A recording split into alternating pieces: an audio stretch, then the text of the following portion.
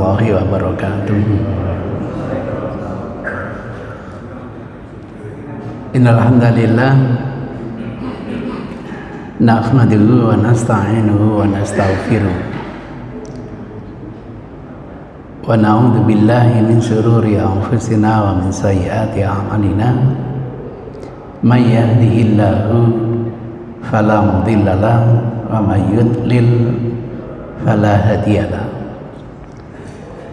Wa nusalli wa nusallim ala hadzal nabiyil karim wa ala alihi wa sahabatihi wa man ihtada bi hadihi ila yaumiddin, amma ba'du.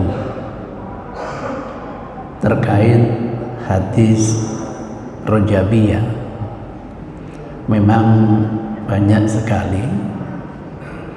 Alhamdulillah sudah berhasil saya himpun sehingga menjadi satu buku yang saya kasih judul Hadis Rajabiyah. Ya tentu cakupannya banyak sekali, tidak mungkin menjadi buku saku. Karakternya itu Masya Allah melebihi dari hampir 40.000, sehingga menjadi buku tanggung. Jadi buku-buku saya yang hampir sekarang mendekati 500 ini, ada yang buku saku, ini aja sudah 100 lebih. Ada yang buku tanggung sudah hampir 80. Yang paling banyak adalah buku besar.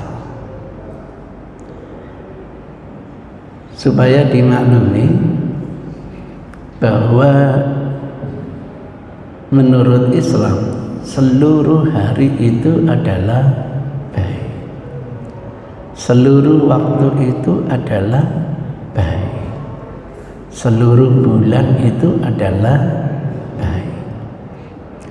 Tidak boleh dalam hadits qudsi kita mencaci masa, karena Allah adalah masa. La tasubbud dahra fa ana dahru. Ini saya masukkan dalam himpunan hadits qudsi. Alhamdulillah mencapai hampir 390. Buku-buku yang dijual paling 36, paling banyak gak sampai 100. Himpunan dari lebih dari 100 referensi. Tidak boleh kita mencaci masa. Namun walaupun demikian, tidak menutup kemungkinan ada saat yang lebih diutamakan. Bukan berarti lawannya tidak utama. Jadi kata-kata afdal itu lawannya bukan berarti jelek. Sebaik-baik salat wanita di rumah bukan berarti di masjid jelek. Sebaik-baik katakanlah apa saja, hari itu adalah hari Jumat, bukan berarti selain Jumat itu apa? Jelek. Memang ada nilai tambahnya, sehingga hari Jumat itu dikenal dengan Sayyidil Ayyam. Tengah malam itu dianggap waktu yang sangat mustajab ketika seorang memohon kepada Allah Subhanahu wa ta'ala. Walaupun nanti ada yang lain, sesaat di hari Jumat. Ada yang menafsirkan sesaat ini saat khatib duduk antara dua khutbah. Makanya para khatib selalu mengingatkan, ini waktu mustajab akan datang, mohonlah ampunan kalian kepada Allah Subhanahu wa ta'ala, saya tak duduk dulu karena pakai bahasa Arab tidak paham, tidur. Ada lagi penjelasan sesaat ini setelah sholat asar. Bahasa hadisnya sholat. Loh, kan tidak boleh sholat setelah asar. Maksudnya sholat di sini adalah doa. Saya tidak tahu kalau sesaatnya jam berapa. Wah, susah kayak cari malam qadar gitu. Itu ceritanya. Jadi tidak menafikan. Semua itu tentu berdasarkan dalil, bukan berdasarkan apa? Pemikiran. Menurut Bapak, Ibu, bulan-bulan itu kan semuanya mulia, apalagi 4 bulan yang dikenal dengan Asyhurul Hurum. 1 adalah Rajab, 2 adalah Ramadan, 3 adalah Syawal, 4 adalah Dzulhijjah. Dari keempat itu kira-kira ada ndak yang lebih diunggulkan? Ada tak? Bulan apa kira-kira? Ramadan. Misalnya begitu. Bulan Al-Quran, bulan Musawat, bulan, waduh, penamaan dari Rasul itu ada 6. Sehingga di bulan Ramadan ini cita-cita setiap muslim, kapan ya kita bisa terentas dari api neraka. Kata Rasul, kasihan kalau ada umatku ini yang nututi bulan Ramadan tapi tidak bisa mengentaskan dari api neraka. Kasihan. Karena medianya, Masya Allah, ibadat dipermudah, berbuat maksiat dipersulit, pahala ibadatnya dilipat gandakan. Maka kalau tidak dipenuhi dengan ibadat sehingga bisa menghapuskan dosa-dosanya, kasihan.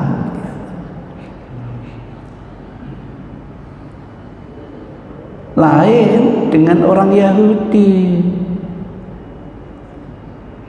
Orang Yahudi itu berkeyakinan yang paling dimuliakan itu bukan Ramadan, tetapi bulan Rajab. Maka sebelum kehadiran Rasulullah, mereka punya kultur namanya Atiro. Diharapkan masyarakat guyup untuk menyembelih kurban, menandai hari yang dianggap apa? Sakral, bulan yang dianggap sangat apa? Mulia. Baik atau tidak kultur ini? Baik. Tapi sayangnya penyembelihan ini kok dihadiahkan kepada berhala. Ini ada aspek teologis. Dibabat oleh Rasulullah, Atiro. Mulai hari ini tidak boleh lagi ada kultur Atiro. Tapi kalau kultur itu tidak ada aspek teologisnya, tidak apa-apa. Dijustifikasi oleh Rasul. Kita kedatangan tamu banyak dari Yaman di bawah pimpinan Abu Musa Al-Asy'ari. Dulu kita punya kultur ketemu teman, mau anak kok berpelukan. Kedatangan orang-orang punya pusatnya Yahudi itu bawa kultur baru, kok salaman. Dilihat oleh Rasul, dijustifikasi oleh Rasul. Boleh. Walaupun itu asalnya kulturnya orang Yahudi. Bahkan diguyupi oleh Rasul, tidaklah dua muslim ini ketemu salaman kemudian melepaskan tangan kecuali keduanya dosanya diampuni oleh Allah. Dulu kedua tokoh ini tidak mau salaman. Kalau sudah salaman kan ridho, tidak ada lagi dosa, tidak ada lagi mangkel. Allahu Akbar, itulah Rasul. Saya tidak tahu kira-kira kultur nyadran ini ada aspek teologisnya enggak ya kira-kira. Namanya sedekah kok. Tapi kok nggak dikasihkan saya, dikasihkan ikan. Memang ikan perlu disedekahi. Nggak tahu, nanti kita kaji ya pokoknya.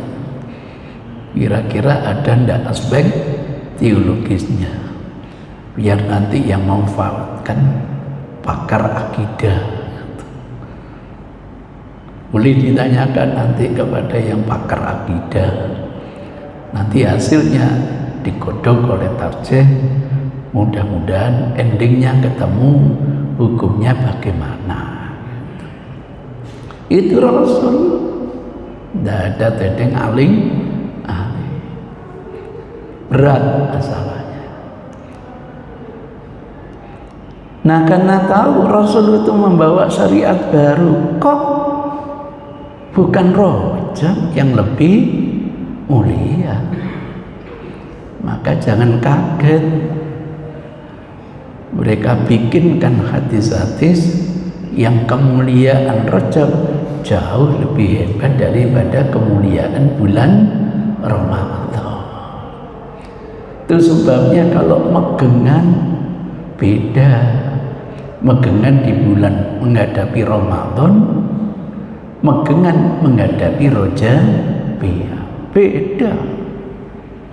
Saya pernah diundang, baru sadar ini terkait dengan megengan Rajabiyah, baru ngerti saya. Saya kira pengajian rutin bersamaan dengan megengan Rajabiyah. Apemnya itu besar sekali, besar sampai dong begitu.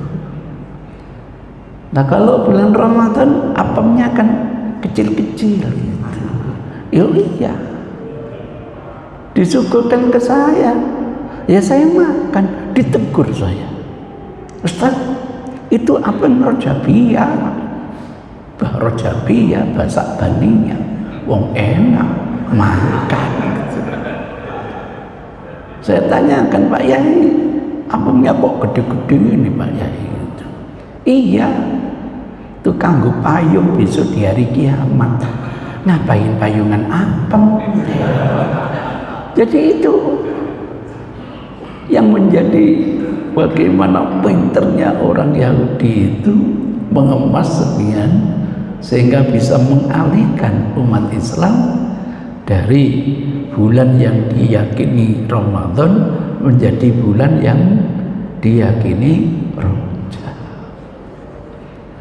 Sudah rutin kalau menghadapi bulan Rajab pertanyaan dari ibu-ibu, Ustaz, menghadapi Rajabiyah ini boleh tidak kami itu ya menggunakan pokoknya pil anti haid gitu. Kenapa Bu? Kalau Ramadan haid kan bisa mengqadha.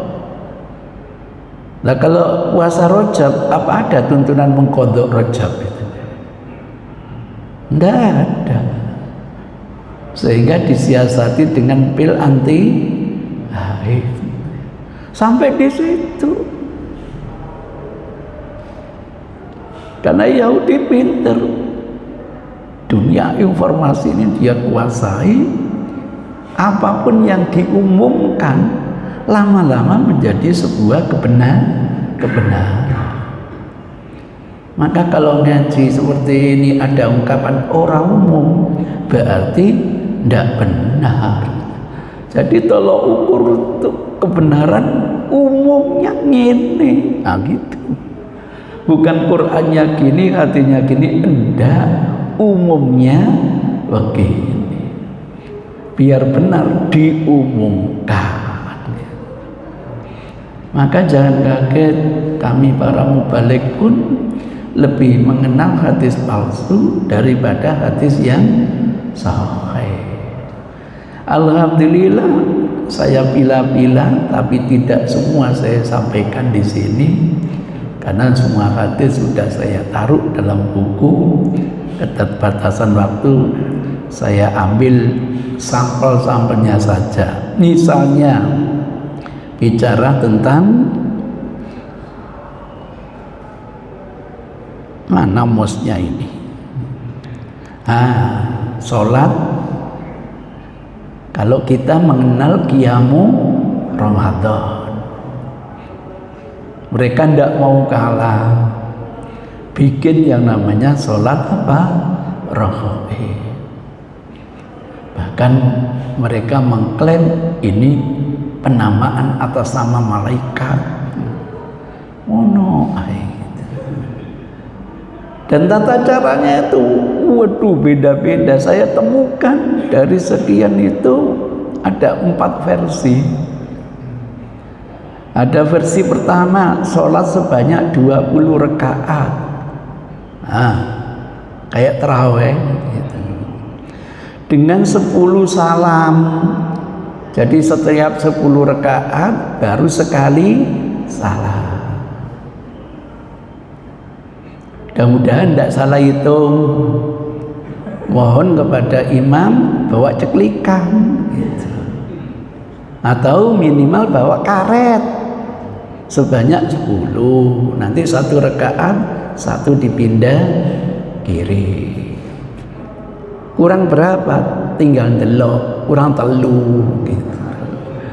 Itu cara saya mandu tawaf. Karena sesungguhnya dalam tawaf itu tidak ada tuntunan setiap putaran doanya, ini tidak ada. Itu kan rekayasa teman saya. Timbangan ini meneng-meneng, tak gawe no tuntunan Allahumma, ayo ikuti Allahumma inna hadzal baita baituka wal harama harumuka wal amna amnuka. Nggak ada, bebas. Maka kapan ya, tahun berapa saya mandu haji itu latihannya itu. Nanti waktu tawaf, ayo ikuti saya, afan saya Allah, afan saya gitu. Loh iya, tahun berapa itu ya? Iya, lah kok terbawa? Saya waktu tawaf sempat ngomong afan saya Allah, afan saya Allah gitu. Pulang dari haji belum 1 bulan dilantik oleh Pak Rektor, dikasih fasilitas kontak. Apa ini fasilitas Anda? Saya tanya, apa fasilitas? Avanza. Ya Allah, kenapa ndak Mercy kemarin ya Allah? Itu sebabnya mandu berikut saya tingkatkan. Mercy ya Allah, Mercy ya Allah. Allah tahu belum makomnya din, kamu pakai Mercy. Alhamdulillah dikasih X over. Padahal mau saya tuh Innova. Katanya Allah, parkiramu nggak cukup. Oh, inilah yang terbaik kalau gitu. Bagi saya menurut Allah, nggak usah ngeruneng. Pembagian dari Allah yang terbaik bagi hambanya. Nanti dikasih Innova, sombong, begedut, mendingan ini aja, lebih manfaat, lebih irit lagi. Di saat semua harus pakai pertama, ini malah premium biasa, murah. Wong sisihnya belum sampai aturan harus pertama. Barokah temenan ya. Allah itu pinter ternyata ya. Ngerti hambaku makomnya paling bagus ini. Mudah-mudahan nanti mandu lagi saya tingkatkan Rolls Royce ya Allah. Siapa tahu dapat helikopter gitu. Dikira Allah tidak mampu, bisa. Terus kalau dikasih temenan parkirnya di mana gitu. Bayar pilotnya kuat apa enggak? Belum kok pilotnya loh. Mendingan tidak punya helikopter gitu. Itulah kuasa Allah, bukan tidak mengijabahi doa kita, mengalihkan menuju yang lebih maslahat.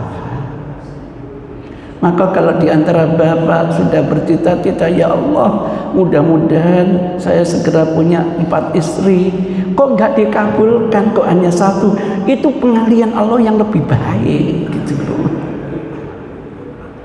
Itu ceritanya. Nah itu pada setiap rakaat membaca surat Al-Fatihah dan surat Al-Ikhlas sebagaimana hadis mencatut nama Anas. Bukan Anas yang keliru, Anas yang dipakai oleh mereka. Masya Allah, dalam hadis qudsi itu kan atas nama Allah. Nah kok yang palsu itu lebih daripada 60%? Ya Allah, berani Yahudi itu, nggak takut dosa. Ya, mencatut nama Rasul, mencatut nama Allah. Saya tidak bacakan teksnya, terjemahannya misalnya dari Anas katanya Nabi Shallallahu Alaihi Wasallam bersabda, barang siapa sholat maghrib di malam hari pertama di bulan Rajab, kemudian menindaklanjuti sholat 20 rakaat, pada setiap rakaat membaca surat Al-Fatihah dan surat Al-Ikhlas, dan ke-20 rakaat tersebut dilakukan dengan 10 salam setiap 2 rakaat. 10 rakaat salam. Wahai umatku, apakah kalian mengetahui pahalanya? Kata Rasul gitu. Sesungguhnya malaikat Jibril telah mengajari saya sholat seperti itu.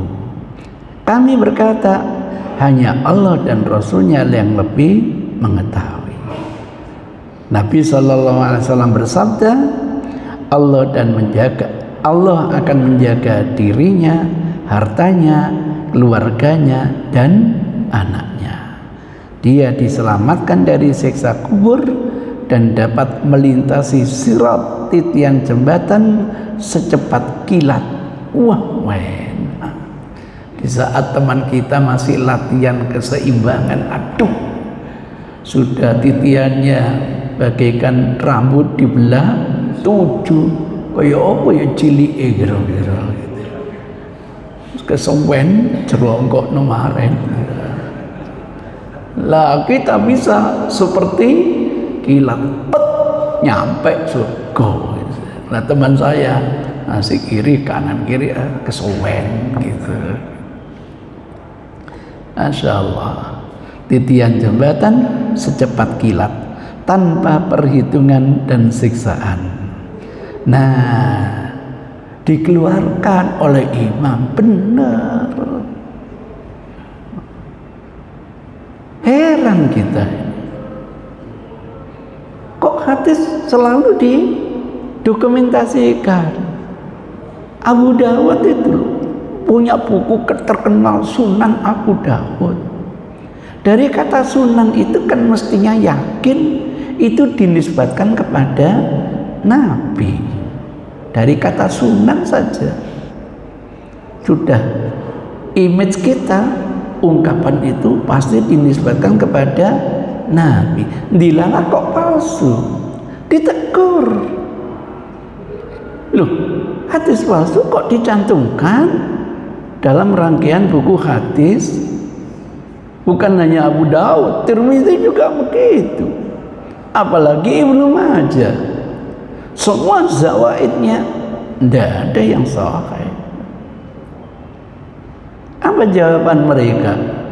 Sengaja kami cantumkan, kami beri catatan bahwa hadis ini di dalam sanadnya ada perawi ini pendusta. Tapi kata pendusta tidak disebut. Bagi ulama tahu kalau itu adalah hadis palsu. Tapi generasi berikutnya kan susah.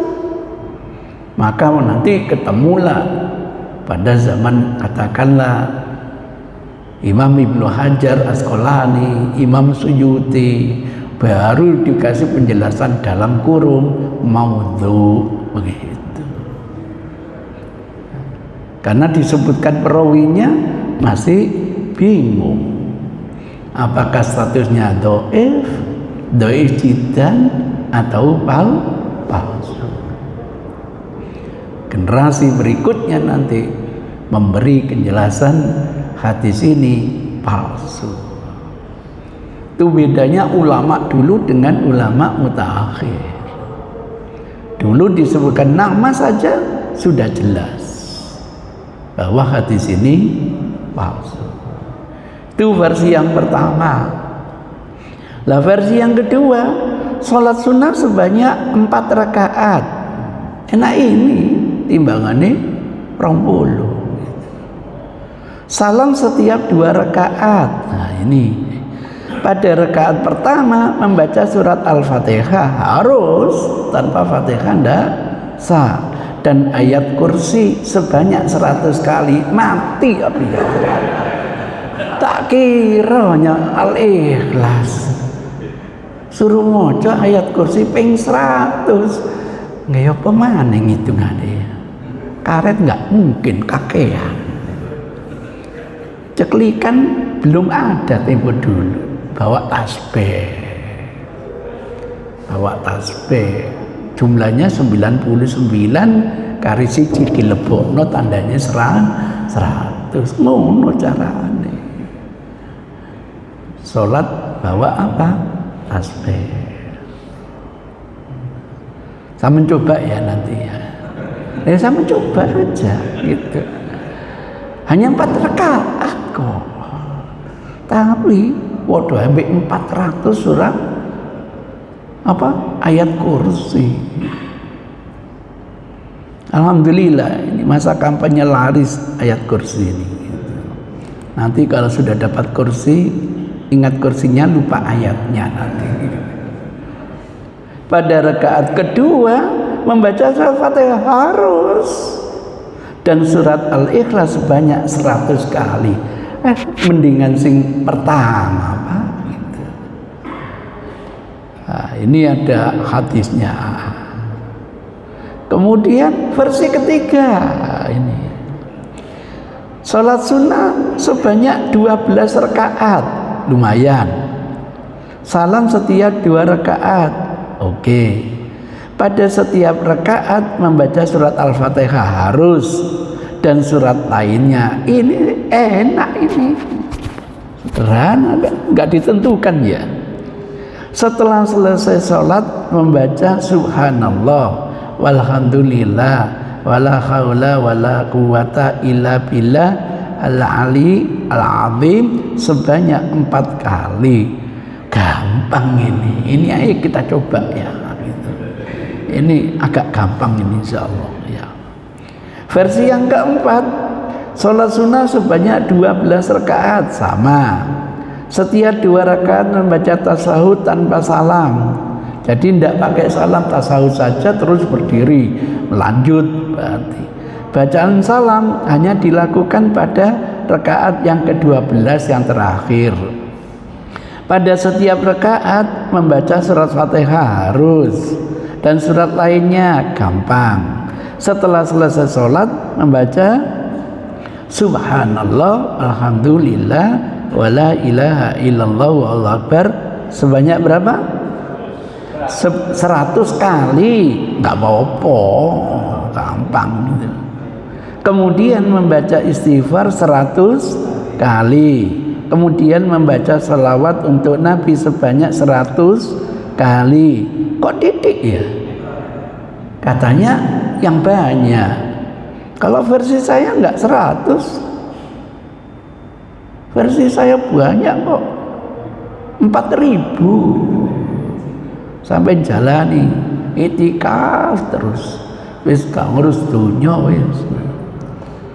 Nanti bapakmu di ono masjid, golek ono ten masjid, lah ya golek ono lho niku itikaf niku lho. Maca apa? Selawat. Wis ping pira, Pak? Delok enceklikanku iki lho. Cek 38 lho, kurang akeh ya. Gak mulai Bapak gitu. Saya ini punya teman dosen, Pak. Sama-sama turun dari bis kota dulu itu. Saya kasih salam, assalamualaikum, gak dijawab. Oh mungkin kurang keras, assalamualaikum, gak dijawab. Padahal menjawab salam itu hukumnya apa? Wajib. Oh mungkin kurang keras, saya dekati lagi, assalamualaikum, ditutup ceklikane 305 lo piro 1000 di oleh 305 itu adik dihentikan mulai dari awal lagi. Ya Allah, demi zikirnya itu sampai meninggalkan kewajiban dosen ini sampai di situ. Kemudian membaca salawat untuk Nabi sebanyak 100 kali, kemudian berdoa sesuka hatinya untuk urusan dunia dan akhiratnya. Kedua versi di atas, versi ketiga dan keempat, sebagaimana hadis berikut. Ada hadisnya, siapa bilang dah? Nah, hadis itu nanti di buku aslinya diuraikan. Kira-kira bermasalah atau tidak? Ringkasannya Ibnu Hajar sudah menuturkan, jadi bukan saya. Sudah diteliti oleh ulama, mendingan kita adopsi hasil penelitian mereka.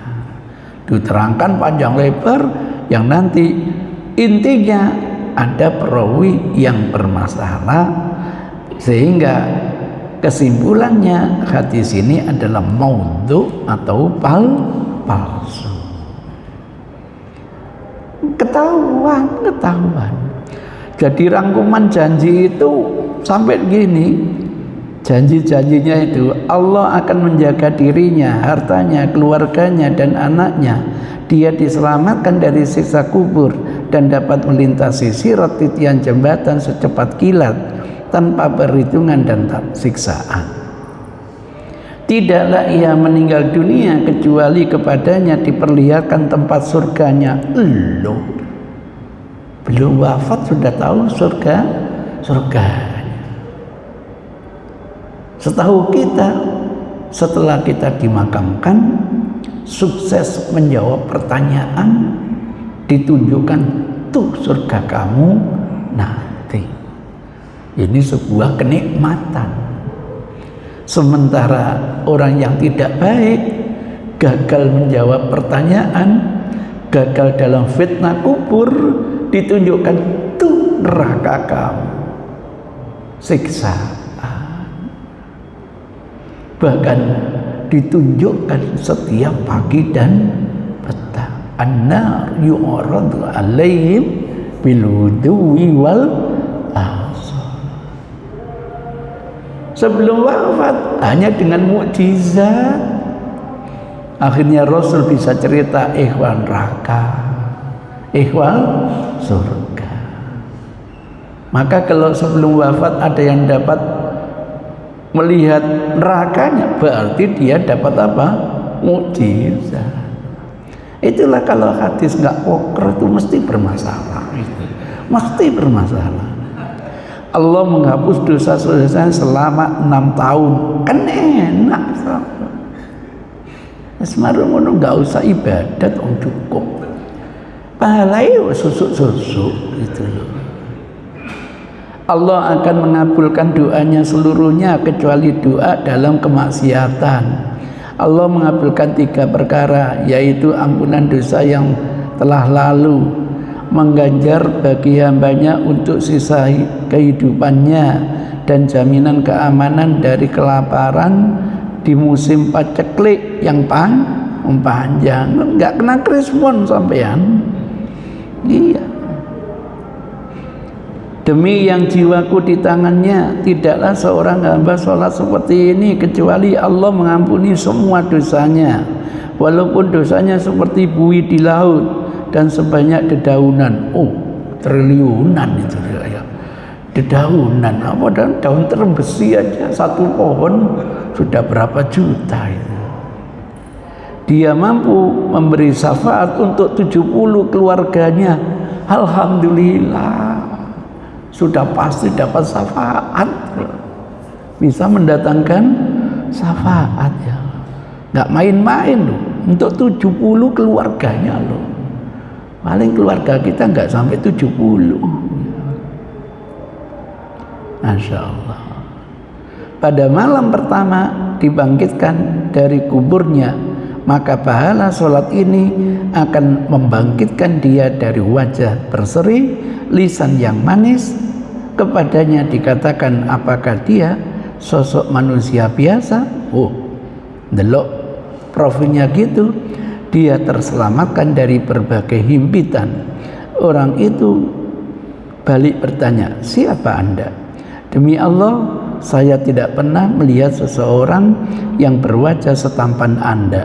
Saya tidak pernah mendengar semerdu suaramu, dan saya tidak pernah mencium bau semerbak kamu. Ini tulisan saya lama ini, masih menggunakan saya. Yang baru ganti aku. Sengaja tidak saya revisi biar saya bisa bedakan tulisan saya dulu dengan tulisan saya yang kemudian. Kepadanya dikatakan, saya adalah pahala sholat yang Anda kepada saat ini dan itu. Maka saya datang untuk menepati hak-hakmu. Saya lunakkan kelemahan lembutanmu, dan saya jauhkan keganasan daripadamu. Masya Allah. Ini yang 7. Wah, walanya syarat-syarat pokoknya. Jangan ditinggalkan ya Pak ya. Dicobalah gitu. Walaupun hadisnya palsu kan enggak apa-apa. Palsu-palsu kan hadis. Ya Allah, perjuangan ulama untuk bisa memilah mana yang benar, mana yang salah. Maka jangan kaget, di warning oleh Rasul, kam min qaimin laisa lahu min qiyami ila ta'ab. Berapa banyak yang sholat malam tapi tidak dapat apa-apa kecuali capeknya. Kenapa? Lah sholat kita tidak sesuai dengan standarisasi Rasul. Sholat kita sesuai dengan aturan Yahudi, ya ditolak. Tuas capek, tuas saya sholat apa mang karet. Tuas saya sholat bawa apa? Tasbih.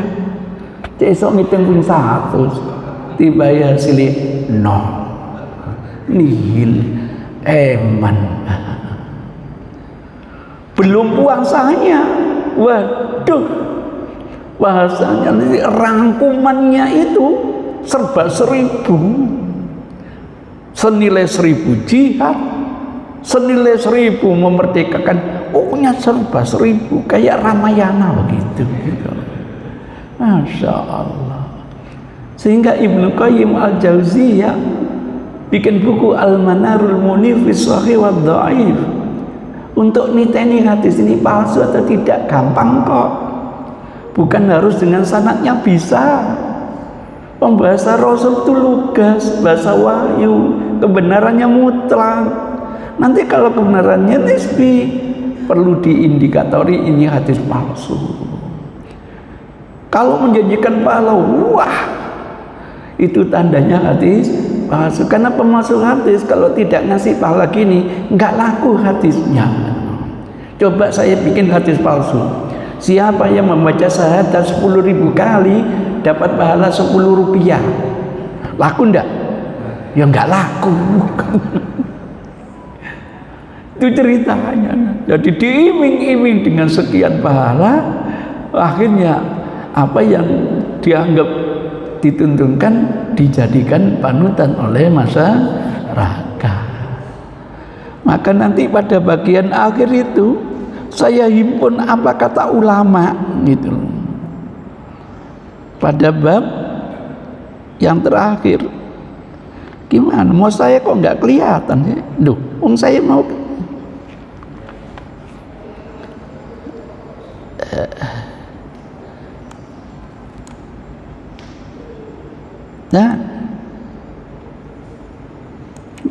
Nah, ini menurut siapa? Menurut Ibnu Jauzi. Gini, hadis tentang fadail Rajab, salat raghaib adalah palsu dan para perawinya adalah majhul, tidak dikenal identitasnya, kredibilitasnya. Periksa rujukannya ini. Menurut Nawawi, ini maha guru kita ini. Maha guru kita. Apa? Salat raghaib adalah amalan bid'ah. Yang bilang bid'ah Imam Nawawi loh, bukan saya. Bukan saya. Imam Nawawi. Yang tercela lagi, mungkar dan jelek. Ingin tahu, periksa Sunan wal Mubtadi'ah halaman gini. Menurut ini, seluruh tokoh andalan teman NU, andalan teman Muhammadiyah, misalnya Ibnu Qayyim, Ibnu Taimiyah, mbahnya Muhammadiyah. Salat raghaib tidak memiliki landasan hukum dari Nabi, bukan termasuk bahkan termasuk amalan bid'ah. Yang bilang bid'ah bukan saya. Itu ceritanya. Ibnu Hajar, pakar hadis, apa katanya? Dalam buku Tabyin ini menjelaskan tidak ada satupun riwayat yang sah yang menerangkan keutamaan bulan Rajab dan puasa khusus di bulan Rajab. Dan tidak ada satu hadis pun yang sahih yang dapat dijadikan sebagai hujah argumentasi. Menurut Iraqi, ini gurunya Ibnu Hajar, Zainuddin Al-Iraqi, MZ. Apa? Beliau yang telah mengoreksi hadis-hadis yang tercantum dalam buku Ihya Ulumuddin, mohon maaf, buku pintar kita ini, karya Imam Ghazali, mengatakan hadis tentang puasa dan sholat Rajab di bulan Rajab adalah hadis maudhu. Ingin tahu referensinya? Ihya, verifikasi beliau. Nanti ada di jilid yang pertama halaman 202. Ini menurut Syaukani, menurut para pakar itu begitu. Tidak ada satupun yang sahih. Berarti dugaan rekayasa Yahudi itu sangat kuat. Kalau gitu apa yang kita lakukan? Silakan beramal kebaikan apapun. Amal kebaikan apa? Yasinan, monggo. Kafian, monggo. Banyak sedekah, monggo. Banyak tersenyum ketemu teman, sedekah. Banyak menolong orang lain. Perbanyak amal kebaikan di bulan-bulan suci, wabil khusus di bulan Rajab. Tidak apa-apa. Untuk dua hal, puasa dan sholat itu harus jelas. Sebab nanti niatnya saya mau sholat apa, niatnya saya puasa apa. Apalagi bagi yang melafadzkan niat, harus ada payung khusus. Karena apa? Tidak semua hari baik boleh ditandai dengan puasa. Hari Jumat bagus, malah tidak boleh mengkhususkan puasa di hari Jumat. Idul Fitri bagus, malah tidak boleh puasa di hari raya Idul Fitri. Idul Adha bagus, malah tidak boleh puasa di Idul Adha. Jadi tidak semua hari bagus itu bisa ditandai dengan yang namanya puasa. harus ada payung hukum khusus untuk menjalankan yang namanya sholat apa atau puasa apa. Walaupun tidak dinafikan, dua ini termasuk amal kebaikan. Dengan cara seperti itu, oh kalau gitu di bulan Rajab saya ingin memperbanyak puasa Senin Kemis, boleh. Di bulan Rajab ini saya ingin mencoba puasa Bir, boleh. Ada payung hukum. Kalau saya Ustaz malah ingin puasa Daud, boleh. Saya Ustaz lebih dari Daud, kauleh. Gitu. Maksimal adalah puasa Daud. Enak hidup selalu dalam bimbingan Rasul, sekecil apapun pahalanya tentu besar di sisi Allah. Kalau tidak, sebesar apapun amal kita nihil di sisi Allah. Syukur kalau tidak dicela nanti oleh Allah Subhanahu wa Ta'ala. Kita mengklaim ada amal baik, tapi kok tidak dicontohkan oleh Rasul. Na'udzubillahi min dzalik. Demikian kurang lebihnya mohon maaf. Billahi hidayah wa taufik. Assalamualaikum warahmatullahi wabarakatuh.